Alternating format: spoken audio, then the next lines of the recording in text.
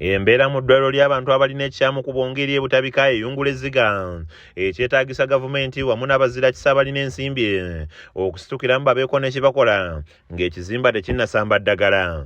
Okusaba kuno okuvudde Wanalungi alina engule ya Pride Africa Victoria Nakato okuva mu ggwanga erya Bungereza ng'asinzidde ku mukolo aba kampuni ya Samzi ekola obumpwancimpwanci obw'omulembe gwe babakwasiriza obuyambi mbadde ensimbi wamu n'ebyokulya nga bino biweereddwa abalwadde mu ddwaliro lino. I think the message I would have for the government is to say that try to help whenever you can. We do understand that a country like this has its own priorities. That's why it's important to connect this way, like a brand is connecting with a pageant.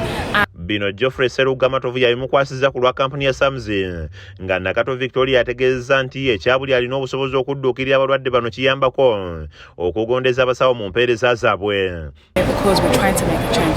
It may not be a big change right now, but it's a step to make that change that it's going to continue forever. Yematovu annyonnyodde ensonga lwaki bavuddeyo n'enteekateeka eno ng'asuubizza nti bakugenda maaso n'okuddiza bannayuganda ababawagira entakira.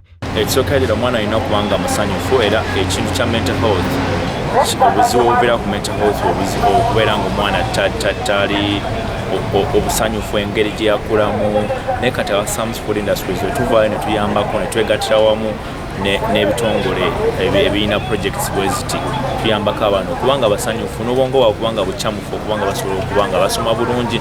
Samzi Crisps kampuni yakuuka mukola ebyokulya eby'obumpwancimpwaci omuli ebinyeebwa obumonde bwa crisps wamu n'ebyokulya ebirala ng'esangibwa Nansana ku luguudo oludde Hoima. Kizza Peter yakusakidde eggulire lino ku lwa KSTV Agalero.